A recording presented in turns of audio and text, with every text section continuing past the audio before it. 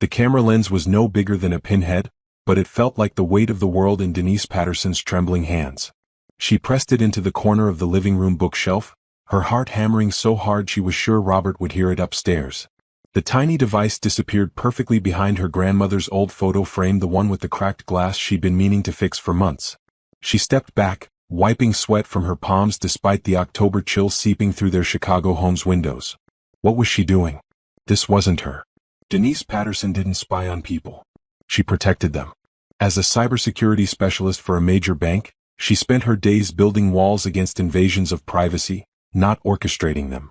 But here she was at 2:47 a.m. on a Tuesday, installing her third hidden camera in 2 days. The first one had gone up in the kitchen yesterday, tucked behind the coffee maker after she'd watched Robert's entire demeanor change during a phone call. He'd stepped outside to take it, something he'd never done before. When he came back in, his hands were shaking and his smile looked forced. He'd kissed her forehead and mumbled something about work stress, but his eyes wouldn't meet hers. The second camera had been easier to install in their bedroom, hidden in the charging station on his nightstand. She told herself she was being paranoid, that 8 years of marriage should count for something. But the way he'd been coming to bed later and later, the way he'd started password protecting his phone after years of leaving it open on the counter, these weren't imaginary red flags. Now, standing in their darkened living room where their 8-year-old daughter Grace had built a blanket fort just hours earlier, Denise felt like she was betraying everything she'd built with Robert. Their family photos smiled down at her from every surface. Their wedding day at her mother's church, Grace's first steps in this very room, last Christmas morning when they'd all worn matching pajamas and laughed until their sides hurt. But something was wrong. She could feel it in the way Robert's laugh had become hollow, in how he'd started volunteer tutoring sessions that ran impossibly late, in the way he flinched when she touched his shoulder unexpectedly. The floorboard creaked upstairs and Denise froze. Robert's footsteps moved across their bedroom floor, probably just going to the bathroom. She held her breath until she heard the bathroom door close, then quickly finished positioning the camera. Her laptop bag sat on the kitchen counter, loaded with the wireless receiver that would let her monitor all 3 feeds from her office downtown. She hadn't planned this. 3 weeks ago, she'd ordered the cameras for a client's home security consultation. When the package arrived at their house instead of her office, she tossed it in her bag, planning to take it to work the next day. But then came Robert's first strange phone call, and the package had sat there like a loaded gun, whispering possibilities she didn't want to consider. As she crept back upstairs, Denise caught sight of herself in the hallway mirror. Her dark skin looked ashen in the moonlight, and her usually bright eyes were shadowed with something she didn't recognize. When had she become this person? When had love turned into suspicion? She slipped back into bed beside Robert, who was lying on his side facing away from her. His breathing was steady but not quite deep enough for real sleep. She studied the back of his neck, the place where his close-cropped hair met skin she'd kissed 1,000 times. He smelled like the lavender soap Grace had picked out for him at the farmer's market, mixed with the familiar scent of the chalk dust that always clung to his clothes. This was her husband. The man who still made her coffee every morning exactly the way she liked it. Who had held her hand through her father's funeral 2 years ago and never once complained about her family's drama. Who read bedtime stories to Grace in different voices until their daughter dissolved into giggles. But it was also the man who had started deleting his text messages and clearing his browser history. Who had developed sudden interests in evening activities that didn't include her. Who had stopped reaching for her in the middle of the night, something he'd done unconsciously for their entire marriage. Tomorrow she would go to work and open her laptop and see whatever there was to see. The cameras would either confirm her worst fears or prove that grief and stress were making her paranoid. Either way, she'd have answers. What she didn't expect was that those answers would change everything she thought she knew about the man sleeping beside her. As dawn crept through their bedroom curtains, Denise finally drifted off to sleep, one hand resting on Robert's shoulder and the other clutching her phone like a lifeline. In 8 hours she would be sitting in her office watching a live feed of her empty living room, wondering if she'd made the biggest mistake of her life. She had no idea that by the end of the week, those cameras would reveal a truth so unexpected, so heartbreaking, and ultimately so beautiful that it would restore her faith not just in Robert, but in the very idea that love could survive anything. But first she had to survive tomorrow. Denise's coffee went cold as she stared at her laptop screen, watching her empty living room like it was the most fascinating thing in the world. Her office door was closed, her phone was on silent, and she'd told her assistant she wasn't to be disturbed unless the building was on fire. The 3 camera feeds were arranged in neat windows across her monitor. living room, kitchen, bedroom. Nothing. Absolutely nothing. At 8:15 a.m., Robert had kissed Grace goodbye at the front door, his teacher bag slung over his shoulder and his travel mug in hand. Normal. At 8:23 a.m., Grace had grabbed her backpack and headed out to catch the school bus. Also normal. The house had been empty ever since, and Denise was starting to feel like the worst person alive. Her phone buzzed with a text from Camille. Coffee later? You sounded weird yesterday. Camille Thompson had been her best friend since nursing school, back when Denise was still figuring out she belonged in tech instead of healthcare. They'd stayed close through career changes, marriages, divorces. Camille's, thankfully, not hers, in the general chaos of adult life. If anyone would understand what she was going through, it would be Camille. But how could she explain this? Hey girl, I'm spying on my husband because he's been acting suspicious? Even thinking it made her stomach twist. She typed back, can't today. Swamped with work. It wasn't entirely a lie. Her desk was covered with security protocols that needed updating, and her inbox had 47 unread emails. But she couldn't concentrate on anything except the 3 empty rooms on her screen. At 11:30 a.m., something finally happened. Robert appeared in the kitchen feed, moving quickly toward the refrigerator. Denise sat up straighter, her heart rate picking up. He was supposed to be at school. Lincoln Middle School was 40 minutes away, and lunch period didn't start until noon. She watched him grab a bottle of water and lean against the counter, checking his phone. His body language was tense, almost nervous. He kept looking toward the front windows like he was expecting someone. Then he was gone again, disappearing through the front door so quickly that Denise barely had time to process what she'd seen. She rewound the feed, watching it again in slow motion. Robert's face had been tight with worry, and his hands had been shaking slightly as he checked his phone. The rational part of her brain offered innocent explanations. Maybe he'd forgotten something for class. Maybe he was feeling sick and had come home during his prep period. Maybe there was a perfectly reasonable explanation for everything, and she was destroying her marriage over nothing. But the tightness in her chest suggested otherwise. Her work phone rang, startling her so badly that she nearly knocked over her water bottle.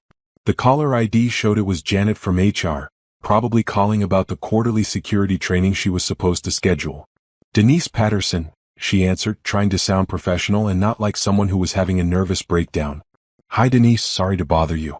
I just had the strangest call. Someone from Lincoln Middle School called asking if you'd requested personal references for your husband. They said they needed to verify his employment for some kind of application. The words hit Denise like ice water. What kind of application? They wouldn't say. The woman I talked to seemed surprised that I didn't know about it. She said Robert had listed you as his emergency contact and me as a professional reference. I told her I'd never met your husband and that she should probably call you directly. Denise's mouth felt like cotton. Did she leave a number? She said she'd call back. Honestly, it seemed a little strange. Usually those kinds of calls go through official channels. Are you guys applying for something that would require employment verification? No. Not that I know of. Denise struggled to keep her voice steady. Thanks for letting me know, Janet. If she calls back, can you get her information and have her contact me directly? Of course. Everything okay? Yeah, just miscommunication probably. Thanks again. Denise hung up and immediately called Robert's cell phone. It went straight to voicemail, which wasn't unusual during school hours, but today it felt ominous. She tried the main office at Lincoln Middle School. Lincoln Middle School, this is Patricia. Hi, I'm trying to reach Robert Patterson. He's a 6th grade teacher there. Oh, I'm sorry. Mr. Patterson called in sick today. Can I take a message? The world tilted slightly. Sick? Are you sure? Yes, he called first thing this morning. Said he had the flu. Is this an emergency? I could try to reach him. No emergency. I'm his wife. I must have misunderstood. Thank you. Denise hung up with shaking hands. Robert had lied to her. He'd gotten dressed for work, kissed them both goodbye, and then called in sick. He'd come home briefly, looking nervous and checking his phone, and now someone was calling about employment verification for an application she knew nothing about. She looked back at her laptop screen. The house was empty again, but somehow it felt different now. The familiar rooms looked foreign, like she was seeing them through a stranger's eyes.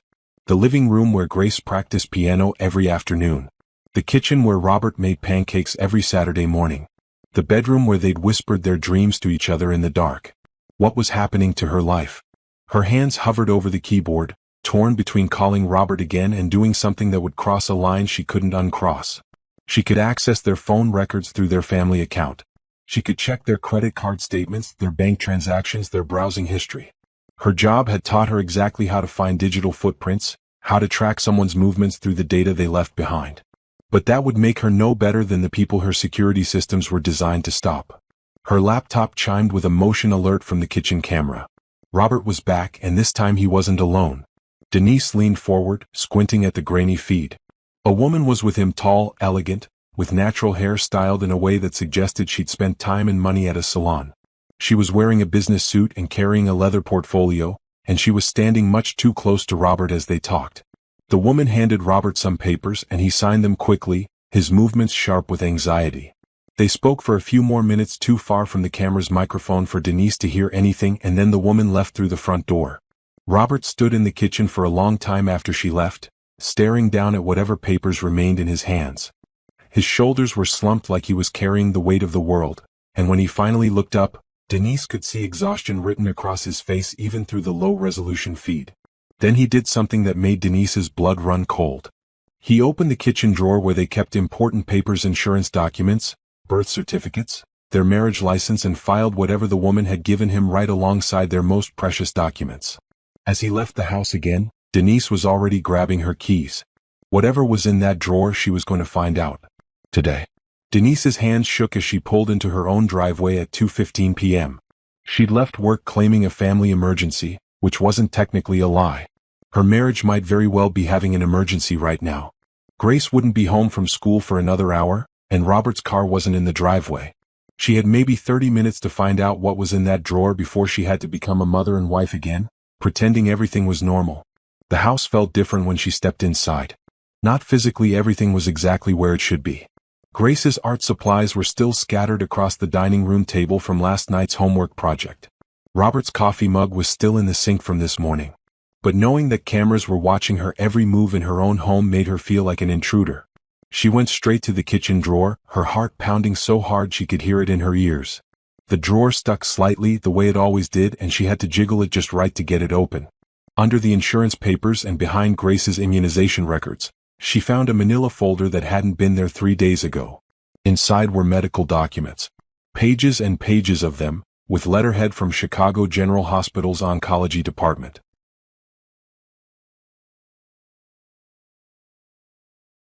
The word oncology hit her like a physical blow.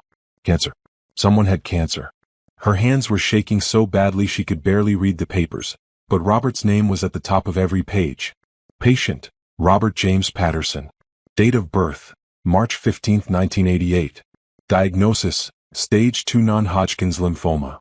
The folder slipped from her hands, papers scattering across the kitchen floor. Stage 2. Cancer. Her husband had cancer and he hadn't told her. She sank down onto the kitchen tiles, gathering the papers with trembling fingers. There were test results dating back 6 weeks. Treatment recommendations. A surgical consultation report. Financial assistance applications that explained the employment verification call. And there, at the bottom of the pile, was a business card for Dr. Sarah Martinez, oncology social worker, with a handwritten note on the back. Robert, remember what we discussed about telling your family. The sooner the better. You don't have to carry this alone. Dr. Martinez. The well-dressed woman who had been in her kitchen 2 hours ago wasn't some mistress or business partner. She was Robert's social worker, helping him navigate a cancer diagnosis that he'd been hiding for over a month.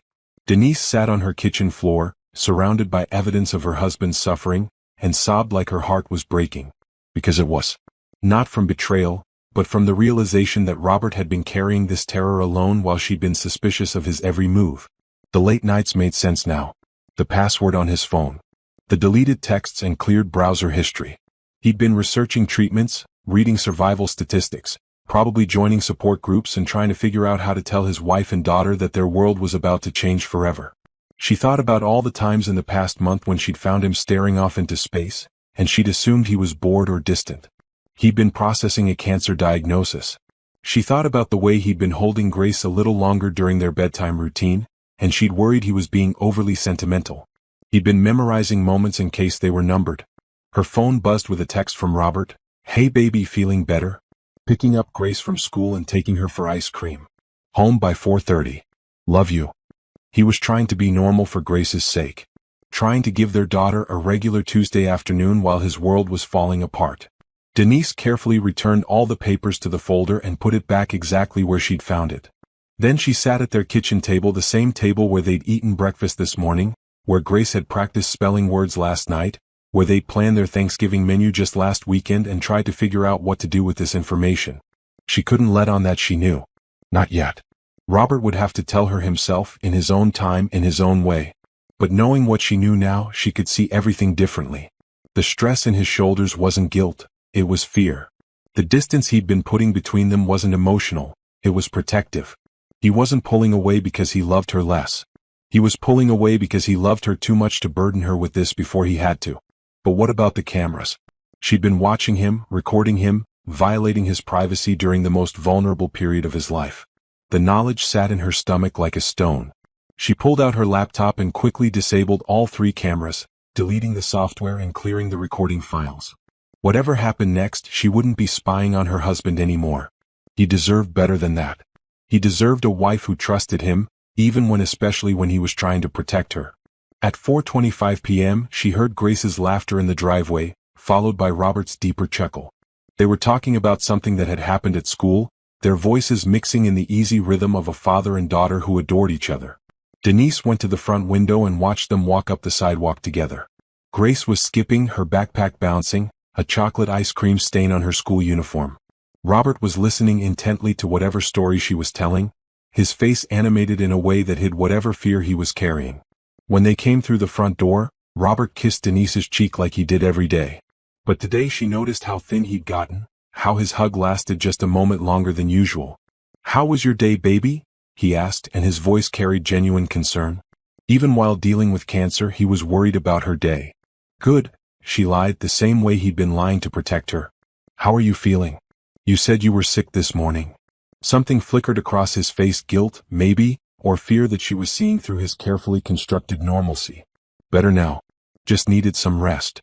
Grace ran upstairs to change out of her school clothes, and for a moment, Denise and Robert stood alone in their kitchen. The same kitchen where she'd watched him through a hidden camera just hours ago. The same kitchen where he'd met with his social worker to discuss treatment options. The same kitchen where he'd been carrying the weight of a cancer diagnosis while she'd been questioning his fidelity. "Robert," she started, not sure what she was going to say. He looked at her expectantly, and she could see the exhaustion behind his eyes. The bone-deep tiredness of someone who was fighting a battle no one else knew about. "I love you," she said finally. "I just wanted to make sure you knew that." His face crumpled slightly just for a second before he composed himself. "I love you too, Denise. More than you know." That night, she lay awake listening to him breathe beside her, wondering how many nights she had left to take that sound for granted. Tomorrow, she would find a way to let him know that he didn't have to carry this alone. That whatever came next, they would face it together. But tonight, she just listened to him breathe and tried not to think about all the things she should have noticed if she'd been paying attention to her husband instead of being suspicious of him. 3 days passed before Denise couldn't stand it anymore. 3 days of watching Robert pretend everything was normal while dark circles deepened under his eyes and his appetite disappeared. 3 days of Grace chattering about school and weekend plans while her father smiled and nodded and looked like he was memorizing every word. On Friday evening, after Grace was asleep, Denise found Robert in their basement home office, staring at his laptop screen with an expression of quiet desperation. She could see the glow of the Chicago General Hospital website reflected in his glasses. "Robert," she said softly, and he startled so violently that he nearly knocked over his coffee mug. "Hey baby, I was just, work stuff." He quickly closed the laptop, but not before Denise caught a glimpse of a page titled, "What to Expect During Chemotherapy." Her heart broke all over again. She moved into the room and closed the door behind her, then turned to face her husband, the man who had been fighting the biggest battle of his life in complete isolation for 6 weeks. "We need to talk," she said. Something in her tone must have warned him because his whole body went rigid. "About what?" "About the fact that you have cancer and you've been hiding it from me." The color drained from Robert's face so quickly that Denise thought he might faint. He gripped the edge of his desk, his knuckles going white. How did you?" He stopped, closed his eyes, and when he opened them again, they were filled with tears. "Oh God, Denise. I'm so sorry." She crossed the room and knelt beside his chair, taking his hands in hers. They were ice cold and shaking. "Tell me everything. From the beginning." For a moment, she thought he was going to deny it, to try to maintain the lie that was clearly destroying him. But then his shoulders sagged and 8 weeks of carefully controlled fear came pouring out. "It started with the night sweats," he whispered. "About 2 months ago. I thought it was stress from the new school year, but they kept getting worse. Then I found a lump in my neck and I tried to ignore it, but Camille's divorce papers mention how her ex-husband ignored symptoms and—" He stopped, shaking his head. "That doesn't matter. I went to my doctor 6 weeks ago." Denise's chest tightened. 6 weeks. He'd been dealing with this for 6 weeks while she'd been worried about him coming home late and deleting text messages. "The tests took forever," he continued, his voice barely audible. "Blood work, scans, a biopsy. Every day I came home and looked at you and Grace and I thought, what if this is the last normal day we have? What if I'm about to destroy our whole world? Robert." And then I got the diagnosis. Stage 2 non-Hodgkin's lymphoma. The doctor said it's treatable, that the survival rates are good, but all I could hear was the word, cancer. All I could think about was my father. Robert's father had died of lung cancer when Robert was Grace's age. Denise remembered the stories he'd told her about watching his dad waste away, about how the treatments had seemed worse than the disease, about how his mother had become a shell of herself trying to care for everyone. "I couldn't do that to you," he said, tears flowing freely now. "I couldn't watch you become my mother, exhausted and terrified and trying to hold everything together while I fell apart. And Grace. God, Denise, what if I put her through what I went through? What if I die and leave her with those memories?" Denise pulled him into her arms, feeling his whole body shake with suppressed sobs. "You should have told me. We're married, Robert. We're supposed to face things together." "I was going to," he said against her shoulder. "I've been trying to figure out how. Dr. Martinez, she's my social worker, she's been helping me plan what to say. We were going to tell you this weekend. I just wanted to have all the information first, to be able to answer your questions, to have a treatment plan so you'd know I was going to fight this thing." She pulled back to look at him, seeing her husband clearly for the first time in weeks. The weight loss wasn't from stress eating, it was from the cancer. The late nights weren't suspicious behavior, he'd been researching treatments and talking to other patients online. The password on his phone wasn't hiding an affair, it was protecting her from seeing his medical messages and search history. "What's the treatment plan?" she asked, trying to keep her voice steady. 6 months of chemotherapy starting Monday. The oncologist thinks we caught it early enough that chemo alone should be sufficient, but—" He swallowed hard.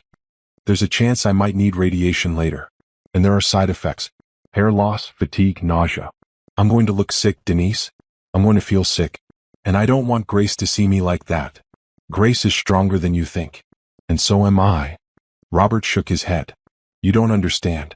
The chemo is every other week for 6 months. I'll need someone to drive me because of the anti-nausea medication. I'll probably be too tired to cook or clean or help with homework. I might not be able to work full-time. Our insurance covers most of it, but there are co-pays and deductibles, and if I have to take extended leave." Denise could see the spiral of worry that had been consuming him, the way fear had multiplied into 1,000 practical concerns that he'd been trying to solve alone. "We'll figure it out," she said firmly. "All of it. Together. That's what marriage is, Robert. It's not just the good times. It's this too. But what if—" "No." She cupped his face in her hands, making him look directly at her. "No what ifs. We deal with what is. You have cancer. It's treatable. You start treatment on Monday. I'm going to drive you and I'm going to hold your hand and we're going to beat this thing together. Okay." For the first time in weeks, Robert's smile looked real. "Okay." They sat together in the quiet basement office, holding each other while the weight of secrets finally lifted from Robert's shoulders. There would be difficult conversations ahead. They still had to tell Grace, to call Robert's mother and Denise's sister, to rearrange their lives around treatment schedules and side effects. But tonight, they were just a husband and wife who loved each other, facing the unknown together the way they'd promised to do 8 years ago. "Denise," Robert said quietly, "how did you find out?" "I was so careful." She thought about the cameras, about the hours she'd spent watching him through a screen instead of simply asking him what was wrong. The guilt she'd been carrying for 3 days pressed against her chest like a physical weight. "I saw the medical papers in the kitchen drawer," she said, which was true if not the whole truth. "And I called your school looking for you on Tuesday. They said you'd called in sick." Robert nodded, accepting this explanation. "I had an appointment with Dr. Martinez that day. We were discussing family disclosure strategies." Family disclosure strategies. While she'd been convinced he was having an affair, He'd been meeting with a social worker to figure out how to tell his wife and daughter that he might be dying. "I'm sorry I didn't trust you," she whispered. "I'm sorry I didn't trust you," he whispered back. They would both carry those apologies forward, using them to build something stronger than what they'd had before. Because sometimes love meant protecting each other from hard truths, and sometimes it meant facing those truths together. The trick was knowing the difference. On Monday, Denise would sit in a chemo clinic holding Robert's hand while poison dripped into his veins to kill the cancer trying to steal her husband. It would be the beginning of the hardest 6 months of their lives. But it would also be the beginning of the strongest their marriage had ever been.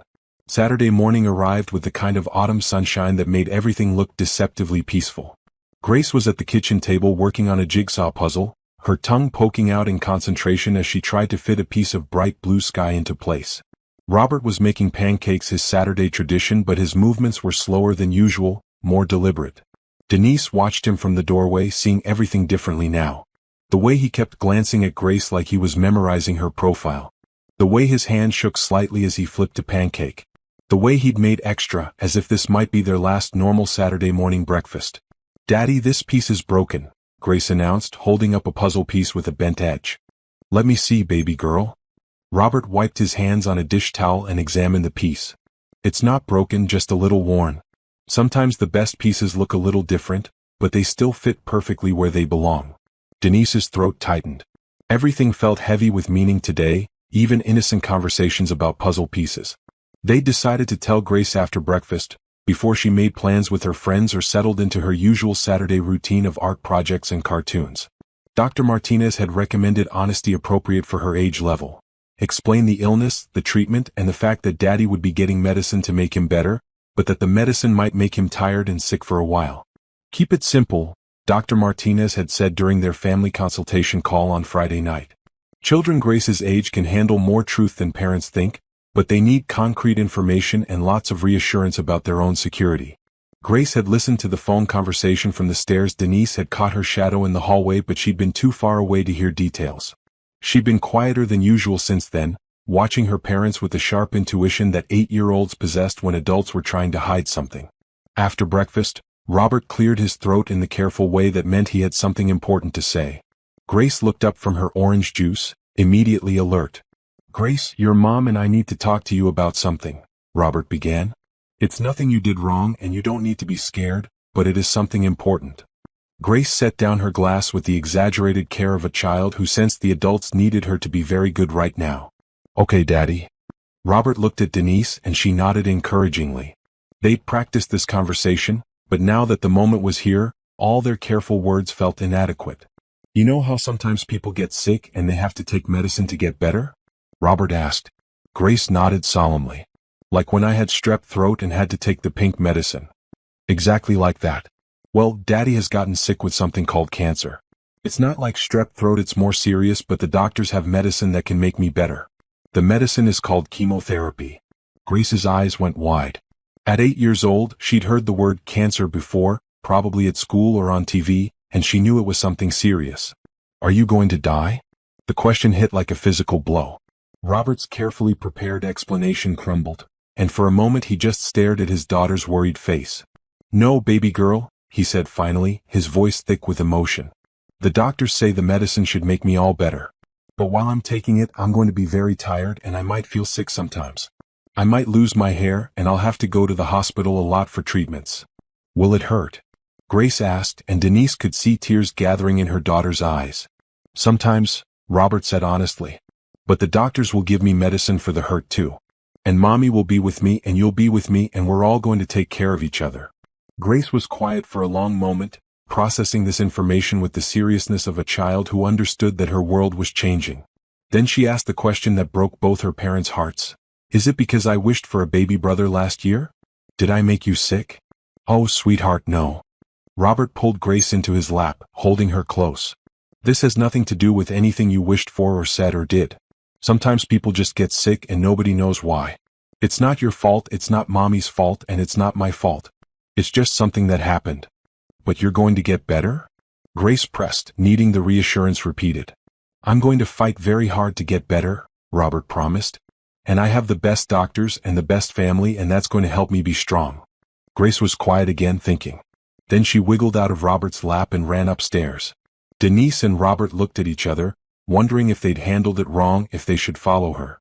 Grace returned a few minutes later carrying her favorite stuffed animal, a worn teddy bear named Dr. Buttons that she'd gotten for her 5th birthday. She climbed back into Robert's lap and pressed the bear into his hands. "Dr. Buttons helped me feel better when I was scared about starting 2nd grade, she said seriously. "You can borrow him while you're getting better. He's very good at making people not scared." Robert's composure finally cracked. He buried his face in Grace's hair, his shoulders shaking as he cried silent tears of gratitude and heartbreak. Their 8-year-old daughter was trying to comfort him with her most precious possession. "Thank you, baby girl," he whispered. "Dr. Buttons is going to help me a lot." They spent the rest of the morning answering Grace's questions, which ranged from practical, "Will you still be able to drive me to school?" to philosophical, "Do sick people have different dreams?" to heartbreakingly innocent, "Can I come to the hospital with you so you're not lonely?" By lunchtime, Grace seemed to have processed the information as well as any 8-year-old could. She was still quieter than usual, but she'd started talking about ways she could help. Bringing Robert water when he felt sick, reading him stories when he was tired, and letting him pick the movie for family movie night, because sick people should get to choose. That afternoon, while Grace was playing in the backyard, Denise found Robert sitting on their bed, holding Dr. Buttons and staring out the window. "She's going to be okay," Denise said, sitting beside him. "She's 8 years old, Denise. She shouldn't have to worry about whether her father is going to live or die. She's not just any 8-year-old. She's our 8-year-old. She's got your strength and my stubbornness, and she's going to be exactly what you need her to be." Robert nodded, but his grip on the stuffed bear tightened. "What if the treatment doesn't work? What if—" "Then we'll deal with that when we come to it," Denise said firmly. "But today, right now, we have a daughter who knows the truth and still loves us. We have a treatment plan that starts Monday. We have each other. That's enough for today." That night, Grace insisted on sleeping in their bed, curled up between her parents like she used to do during thunderstorms when she was smaller. As she drifted off to sleep, she mumbled something about making sure Daddy didn't have bad dreams. Denise lay awake long after Robert and Grace had fallen asleep, listening to the sound of her family breathing in the darkness. On Monday their real fight would begin. There would be hospitals and side effects, good days and bad days, hope and fear in equal measure. But tonight they were all together and they all knew the truth, and somehow that felt like victory already. The cameras she'd hidden earlier that week were long gone, but she didn't need them anymore to see what mattered. Her husband was brave and terrified and human. Her daughter was resilient and loving and wise beyond her years. Her family was facing the unknown together. And that was enough. Monday morning arrived gray and drizzling, as if the weather understood the gravity of the day. Denise had taken the week off from work, telling her supervisor only that there was a family medical situation that required her immediate attention. Robert had submitted his extended medical leave paperwork on Friday, and his substitute teacher would start today. They dropped Grace off at school first, both of them hugging her a little longer than usual. She packed an extra granola bar in Robert's lunch bag with a note that read, "For when the medicine makes you hungry," in her careful 2nd grade handwriting. The cancer center at Chicago General Hospital was nothing like Denise had imagined. Instead of the stark, depressing medical facility she'd pictured, it was warm and welcoming with soft lighting and comfortable furniture. Volunteers offered coffee and magazines, and the staff moved with the kind of gentle efficiency that suggested they understood they were dealing with people on the worst days of their lives. Dr. Sarah Martinez met them in the lobby, the same woman Denise had seen on the security footage but now could appreciate as the lifeline she'd been for Robert during his weeks of secrecy. "How are we feeling today?" Dr. Martinez asked, though her question was clearly directed at both of them. "Nervous," Robert admitted, "but ready. That's completely normal. Denise, I'm so glad you're here. Robert's been worried about how to include you in his care team." Denise took Robert's hand, feeling the slight tremor in his fingers. "I'm not going anywhere." The chemo suite was a large, open room filled with comfortable recliners, each with its own 4-pole and privacy curtain. Patients in various stages of treatment read books, dozed, or talked quietly with family members. The atmosphere was peaceful, almost meditative, despite the serious medical procedures taking place. Robert's nurse, a woman named Linda with kind eyes and steady hands, explained the process as she prepared his for. The treatment would take about 4 hours, first anti-nausea medication, then the chemotherapy drugs, then more anti-nausea medicine and fluids to help his body process everything.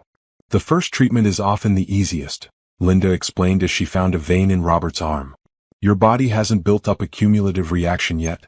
Some people feel fine for the first few days, then experience fatigue and nausea. Others feel effects right away. Everyone's different. Denise settled into the chair beside Robert's recliner, her laptop bag filled with work she probably wouldn't be able to concentrate on. Robert had brought a stack of books and his tablet loaded with movies, but for now they just sat quietly, holding hands as the first bag of medicine dripped slowly into his bloodstream.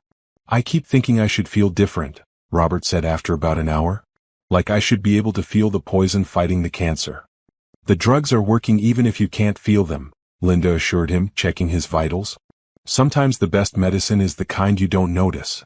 Around noon, Camille appeared in the doorway of the chemo suite, still wearing her nursing scrubs from her shift at Children's Hospital. Denise looked up in surprise. "What are you doing here?" "Robert called me yesterday," Camille said, her eyes bright with unshed tears. "Asked if I could come sit with you guys for a while. I hope that's okay." Denise felt a rush of gratitude so strong it nearly knocked her over. In the chaos of Robert's diagnosis and treatment planning, she'd been so focused on being strong for her husband that she'd forgotten she might need support too. "It's more than okay," she said, hugging her best friend tightly. Camille had brought lunch from their favorite deli, and the three of them spent the next 2 hours talking about everything except cancer. Camille shared gossip from the hospital, Robert told stories about his students, and Denise found herself laughing for the first time in days. "You know what's funny?" Robert said as Linda prepared to start his second bag of medication. "I spent 6 weeks terrified to tell anyone about this, convinced that saying it out loud would make it more real. But sitting here with you two, it feels less scary somehow. Like I'm not fighting this alone anymore." "You were never fighting it alone," Denise said. "You just couldn't see your army yet." The afternoon passed more quickly than expected. Robert dozed intermittently, and when he was awake he seemed more relaxed than he'd been in weeks. The secret that had been eating him alive was gone, replaced by a concrete plan and people who loved him. As Linda removed his around 4 p.m., she handed them a packet of information about what to expect over the next few days. "Remember, everyone reacts differently," she said. "Some people go home and feel fine for days. Others feel tired right away. Call if you have a fever over 100.4, severe nausea that prevents you from keeping fluids down, or any other symptoms that worry you. We have medications for almost everything, so don't try to tough it out."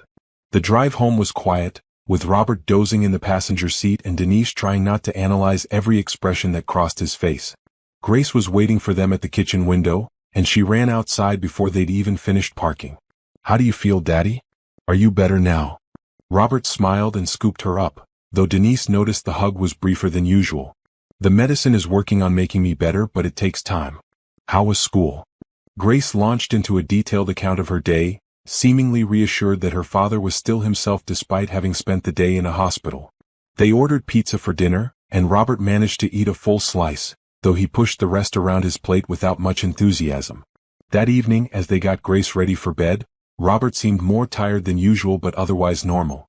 He read her 2 chapters of their current book, did voices for all the characters, and kissed her goodnight just like always. "See," Grace said to Denise as they tucked her in. "Daddy's still Daddy. The medicine didn't change him." But Denise could see the subtle differences. The way Robert moved a little more slowly. The way he sat down heavily as if his bones were suddenly denser. The way he kept pressing his hand to his stomach, testing for nausea that hadn't arrived yet but might. They went to bed early, both exhausted by the emotional weight of the day. As they lay in the darkness, Robert reached for her hand. "Thank you," he said quietly. "For what?" "For not making me go through that alone. For driving me there and sitting with me and making it feel like just another day instead of the beginning of the end." "It's not the beginning of the end," Denise said firmly. "It's the beginning of getting better." Robert squeezed her hand. "I love you. I love you too." At 3 a.m., Denise woke to the sound of Robert retching in the bathroom. So it begins, she thought, as she got up to wet a washcloth and help her husband through his first real encounter with the side effects of fighting for his life. It would be a long 6 months, but they would face every one of those days together just like this one. And that was everything. By Thursday, Robert could barely keep his eyes open. The fatigue wasn't like being tired after a long day, it was a bone-deep exhaustion that made even simple tasks feel impossible. He'd managed to shower that morning, but afterward he'd needed to lie down for an hour just to recover from the effort. Denise worked from home, setting up her laptop at the kitchen table so she could be nearby when Robert needed anything.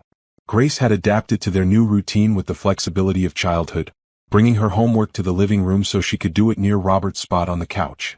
"Daddy, want to see my math worksheet?" Grace asked, bouncing slightly as she held up a paper covered in addition problems. Robert opened his eyes and managed to smile. "Show me, baby girl." Grace climbed carefully onto the couch beside him, mindful of the way he'd been moving slowly all week. "Mrs. Peterson said I got them all right. And look," she pointed to a star sticker at the top of the page. "She said my handwriting is getting much better." "That's my smart girl," Robert said, his voice hoarse with fatigue. "I'm so proud of you." Denise watched this interaction from the kitchen, her heart breaking and healing simultaneously. Robert was sicker than he'd been willing to admit, but he was still Grace's father. Still the man who celebrated her small victories and made her feel like the most important person in the world. The nausea had started on Tuesday night and had been relentless ever since. Robert had lost 8 pounds in 4 days, and Denise had called the cancer center twice, worried that something was seriously wrong. Both times, Linda had assured her that this was within the range of normal reactions, and they'd adjusted his anti-nausea medications. "Some people sail through chemo," Linda had explained during their Wednesday phone call. "Others have a harder time. Robert's body is working hard to process some pretty strong medicine. This doesn't mean the treatment isn't working, it often means it's working very well." But knowing it was normal didn't make it easier to watch. Robert, who had always been strong and capable, could barely lift his head off the pillow some days. The man who made pancakes every Saturday morning now felt nauseated at the smell of coffee. The father who used to chase Grace around the backyard was too weak to walk to the mailbox. Friday afternoon brought an unexpected visitor. Denise answered the doorbell to find Beverly Patterson, Robert's mother, standing on their front porch with a suitcase and a determined expression.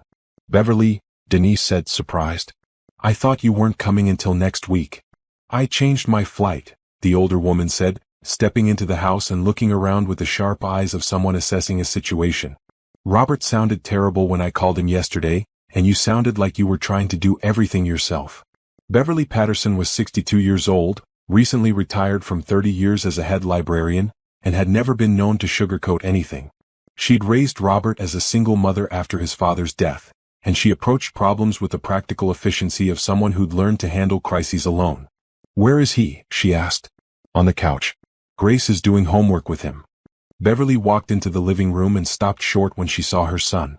Robert was pale and thin, his skin taking on the grayish tint that came with severe nausea. He was wearing the same pajamas he'd had on for 2 days, and his hair was starting to fall out in patches. "Hi, Mom," he said weakly, trying to sit up straighter.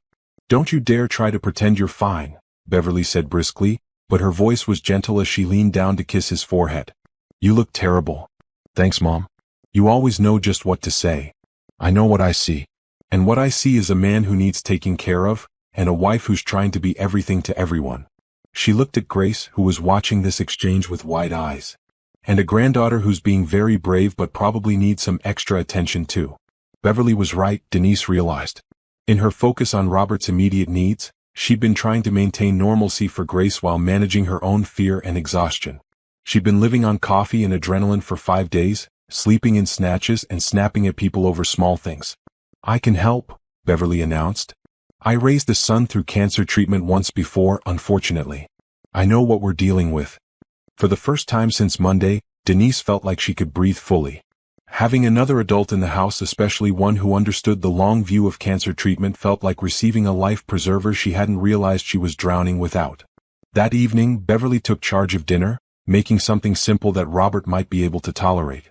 She helped Grace with her homework while Denise caught up on work emails she'd been neglecting. Most importantly, she gave Denise permission to step away from constant vigilance for a few hours. "Go take a shower," Beverly instructed. "A real shower, not the 5-minute rinse you've been getting. Wash your hair. Put on clean clothes. You can't take care of him if you don't take care of yourself." The hot water felt like luxury Denise had forgotten existed.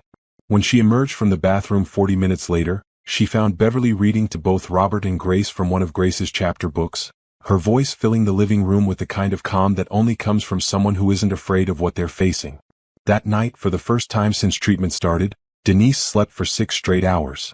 She woke up refreshed enough to realize how close to her breaking point she'd been. Over the weekend, a routine emerged. Beverly handled morning medications and the gentle coaxing required to get Robert to eat something, anything. Denise managed the medical calls and appointment scheduling. Grace helped by being herself, bringing her father water without being asked, sharing her drawings, and providing the kind of uncomplicated love that couldn't be manufactured or prescribed. On Sunday afternoon, Robert had his first really good hour since Thursday. The nausea receded enough for him to sit up and eat a few spoonfuls of soup, and he was alert enough to help Grace with a school project about family trees. "Tell me about great-grandpa again," Grace asked, working carefully with colored pencils to draw the branches of their family. "He was a teacher too," Robert said, his voice stronger than it had been in days. "He taught high school history in Mississippi, back when that was a very brave thing for a black man to do." "Was he brave like you, Daddy?" Robert looked confused. "I'm not brave, baby girl. I'm just sick." "But you're fighting the sickness," Grace said matter-of-factly.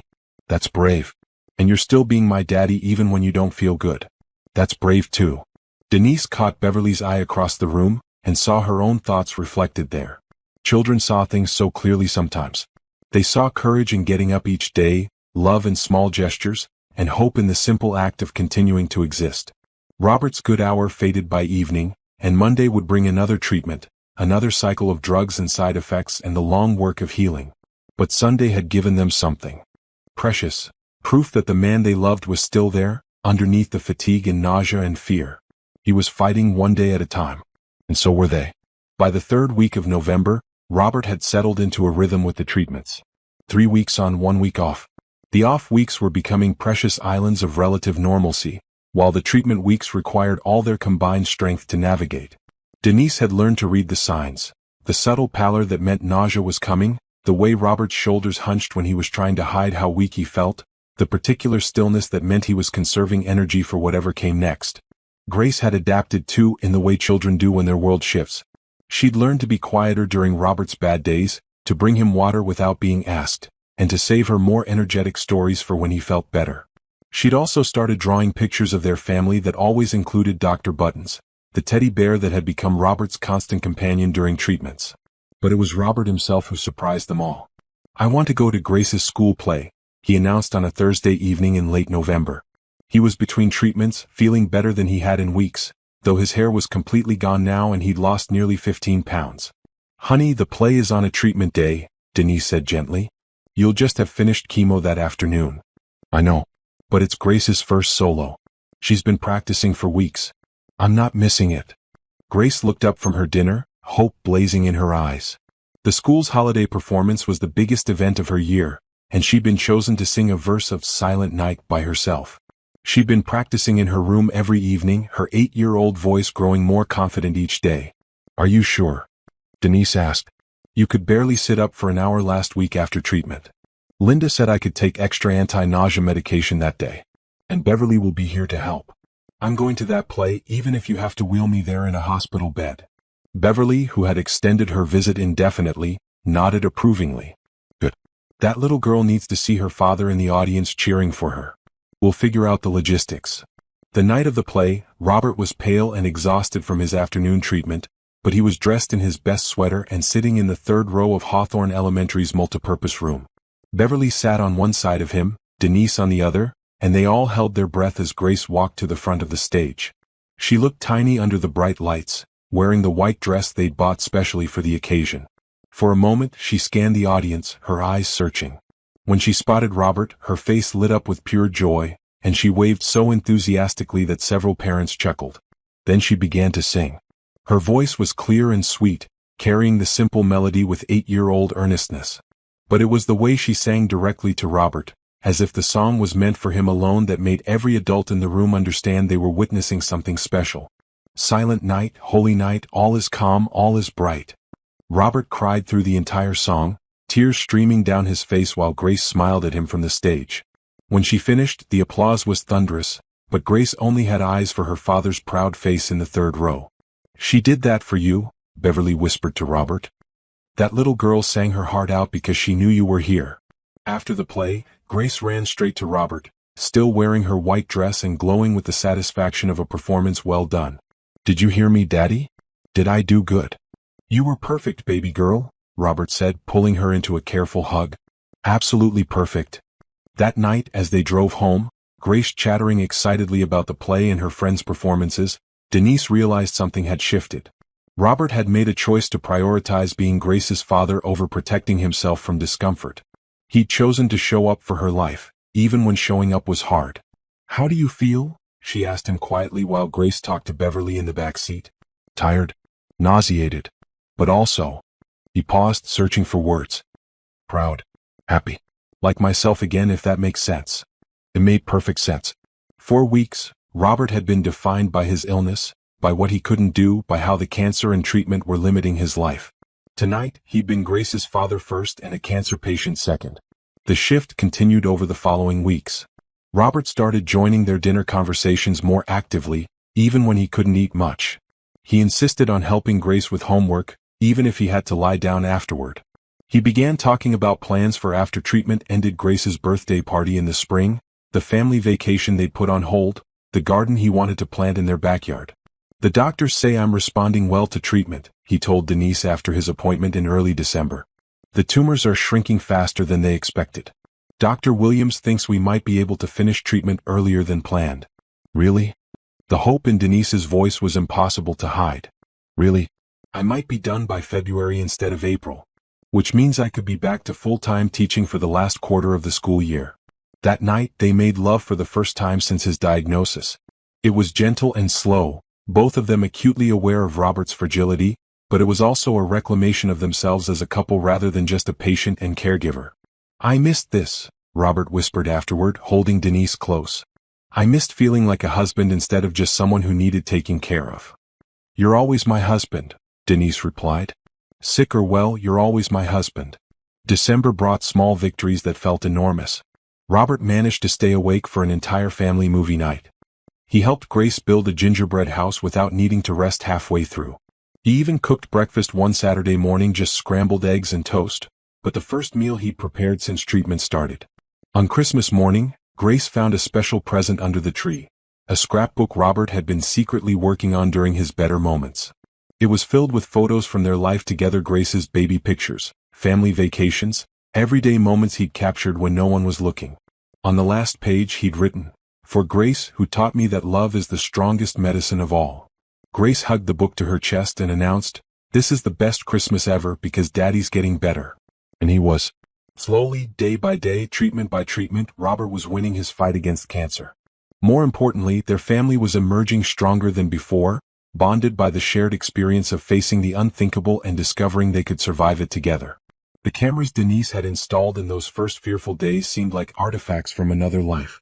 She'd been so afraid of losing Robert to something imaginary that she'd almost missed the real threat trying to take him away. But they'd faced it together in the end, and that had made all the difference. As they cleaned up wrapping paper that Christmas morning, Beverly announced she'd be staying through New Year's. "I want to be here when you ring the bell," she said. The bell was a tradition at the cancer center. Patients rang it on their last day of treatment, marking the end of their journey. Robert's bell ringing was still 6 weeks away, but already they could see it on the horizon, the finish line of the hardest race they'd ever run.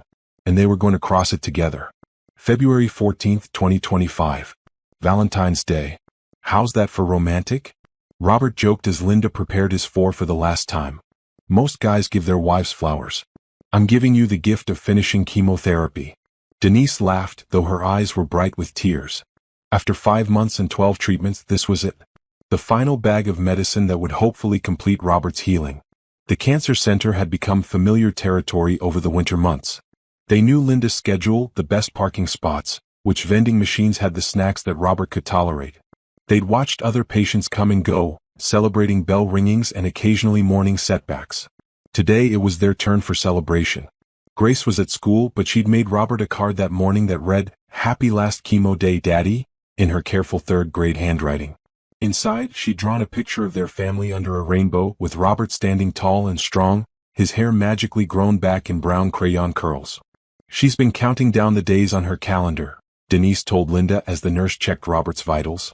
"She's more excited about this than her birthday." "That's how it should be," Linda said warmly. "This is a birthday of sorts, the beginning of the rest of your lives." Robert looked better than he had in months. The treatments had taken their toll. He was still thin, still tired more easily than before, but there was color in his cheeks again and life in his eyes. Most remarkably, his hair had started growing back, a soft fuzz that Grace insisted on touching every morning for luck. Dr. Williams, Robert's oncologist, stopped by during the treatment to deliver the news they'd been hoping for. "Your latest scans look excellent," he said, settling into the chair beside Robert's recliner. "No sign of active cancer. The lymph nodes are normal size, and your blood work is better than we've seen since you started treatment." Denise felt her knees go weak with relief. They'd been optimistic based on how well Robert had been responding, but hearing the official confirmation felt like a miracle. "So I'm cured?" Robert asked. "We don't use that word right away," Dr. Williams explained gently. "We'll say you're in remission. We'll do scans every 3 months for the first year, then every 6 months after that. But based on what we're seeing, you have every reason to be very optimistic about your future."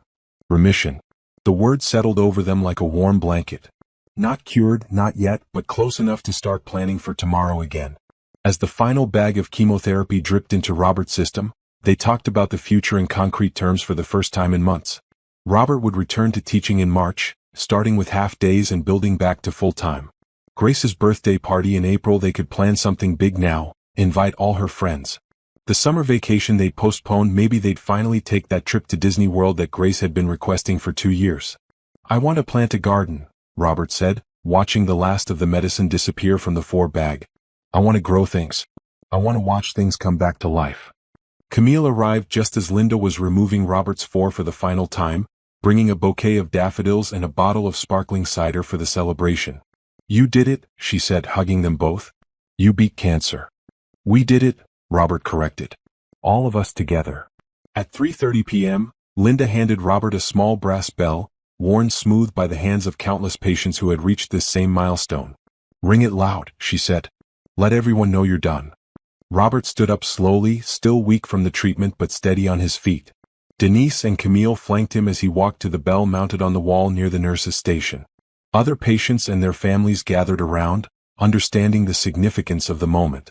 Robert raised the bell, paused for a moment to look at his wife and best friend, and then rang it with all the strength he had. The sound echoed through the cancer center, clear and bright and final. Applause broke out from the other patients, and Linda wiped away tears as she hugged Robert goodbye. "I don't want to see you back here," she said, "except for visits to tell us how wonderful your life is." They picked up Grace from school together, the 3 of them walking hand in hand to the car. Grace had been practically vibrating with excitement all day, and when she saw them, she knew immediately that something momentous had happened. "Did you ring the bell, Daddy? Are you all better now?" "I rang the bell," Robert confirmed, "and I'm going to keep getting better every day." That evening, Beverly cooked a celebration dinner, Robert's favorite meal of fried chicken and mac and cheese, foods he hadn't been able to tolerate in months. He managed to eat a full plate, his appetite finally returning along with his strength. As they sat around the dinner table, sharing stories and laughter, Denise thought about how far they'd traveled from that night in October when she'd installed cameras to spy on her husband. She'd been so afraid of losing him to something imaginary that she'd almost missed the real threat. But cancer had taught them things that no marriage book could. They'd learned that love wasn't just about the good times, it was about holding each other through the impossible days. They'd discovered that Grace was stronger and more resilient than they'd given her credit for. They'd found out that asking for help wasn't weakness, it was wisdom. "I have something to tell you both," Robert said as they finished dessert. He looked nervous, the way he had all those months ago when he'd been keeping secrets. Denise's heart skipped, but Robert's smile reassured her that this was a good secret. "I've been working on something during treatment. Something I couldn't tell you about because I wanted it to be a surprise." He pulled out his phone and showed them a document. "I've been accepted to graduate school. The University of Chicago's education program. I'm going to get my master's degree and become a principal." "Robert," Denise exclaimed. "When did you apply? How did you even have time?" "During those long chemo sessions," he admitted. "I had hours to sit and think about what I wanted my life to look like after cancer. I realized I want to make a bigger difference in kids' lives. I want to run a school, create programs, really change things." Grace bounced in her chair. "Does that mean you'll be the boss of all the teachers?" "Something like that," Robert laughed. "It means I'll get to help make schools better for kids like you." They spent the rest of the evening planning this new future. Robert would start classes in the fall, taking them slowly while he continued teaching. It would mean busy schedules and careful time management, but after surviving cancer treatment, graduate school felt manageable. That night, as they tucked Grace into bed, she asked the question that had been weighing on her mind all day. "Daddy, is the cancer really gone forever?" Robert sat on the edge of her bed, choosing his words carefully. The doctors say it's gone for now, and that's very good news. But I'll have to go for checkups to make sure it stays gone. The important thing is that we don't have to be scared anymore. We can make plans and dream about the future. Good, Grace said decisively. Because I have lots of plans. Like when I'm in 4th grade, you can be the principal of my school. And when I'm in college, you can help me with my homework because you'll be really smart from graduate school. Those sound like excellent plans, Robert agreed, kissing her forehead.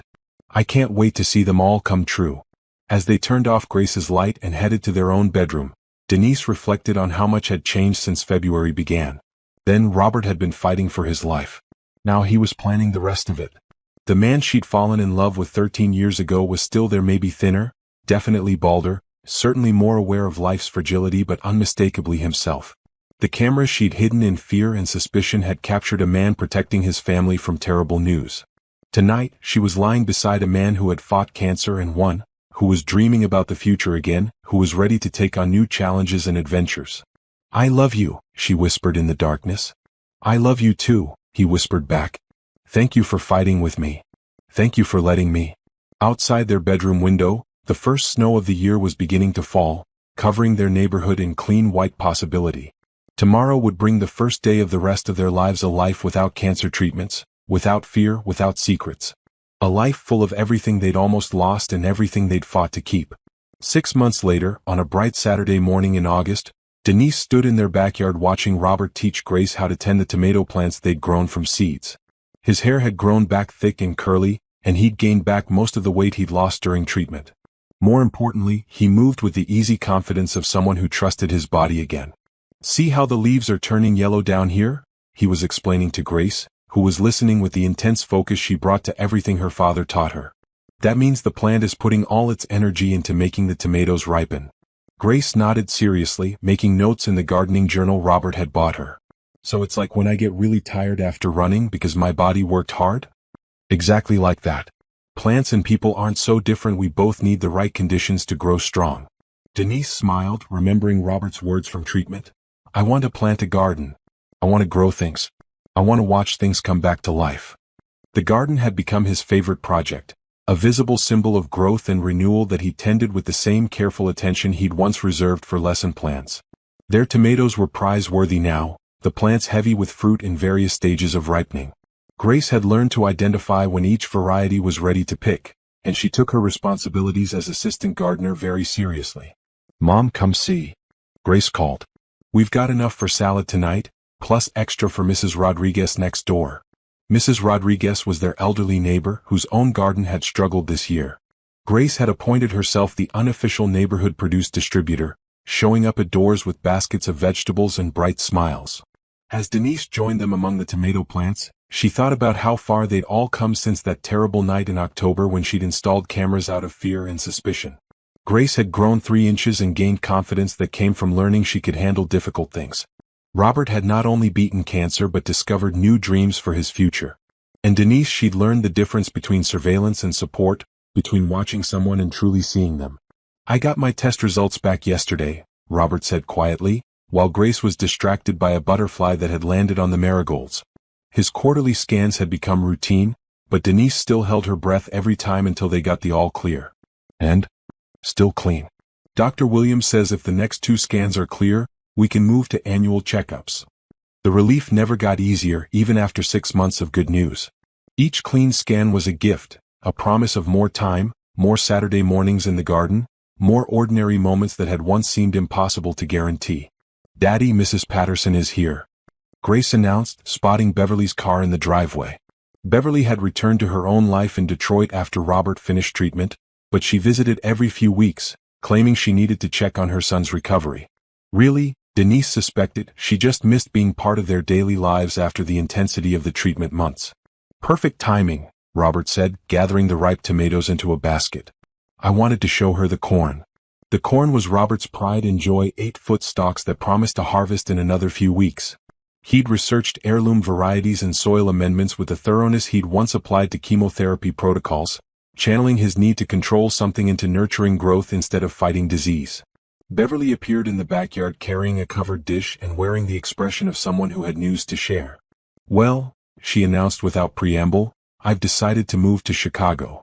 The reaction was immediate and enthusiastic. Grace cheered and ran to hug her grandmother. Robert looked shocked but pleased.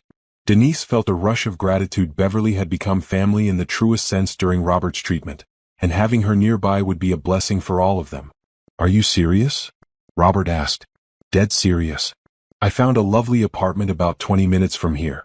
2 bedrooms so Grace can have sleepovers whenever she wants. Close enough to help but far enough away that I won't be in your business every day. But what about Detroit? Your friends, your house?" Beverly waved a hand dismissively. "My friends will visit. The house will sell. At my age, I've learned that family is more important than geography. Besides," she added with a smile, "someone needs to help with that grandchild of mine, and I have a feeling you two might want to give her a sibling eventually." Denise and Robert exchanged a look. They had talked about expanding their family, carefully and tentatively, now that Robert's health was stable. The conversation was still theoretical, but it was a conversation they could have again, planning for the future instead of just surviving the present. "Plus," Beverly continued, "I've been volunteering at the cancer center. Linda introduced me to their patient family support program. Turns out there's quite a need for people who understand what families go through during treatment." Of course there was. Beverly had navigated cancer with her first husband, then again with Robert. She understood the particular fears and challenges that came with loving someone through treatment. Her practical wisdom and refusal to be intimidated by medical situations would be invaluable to other families starting their own fights. They spent the afternoon together, picking vegetables and planning Beverly's move. Grace appointed herself the official apartment decorator, full of ideas about where Beverly should put her furniture and which walls needed family photos. As evening approached, they moved inside for dinner, the kitchen filled with the easy conversation of people who'd been through something difficult together and come out stronger. Robert looked relaxed in a way that still sometimes surprised Denise, the constant tension of treatment and recovery finally replaced by simple contentment. "I have news too," Denise announced as they finished eating. "I got a promotion at work. They want me to head up the new cybersecurity awareness program. The position would mean traveling to schools and community centers, teaching people about digital privacy and online safety. It was work that felt meaningful in a way her previous job hadn't, protecting people instead of just protecting data." "That's wonderful," Robert said, reaching for her hand across the table. "You'll be amazing at that. It means I'll be away sometimes, overnight trips for training sessions." "I'll hold down the fort," Robert assured her.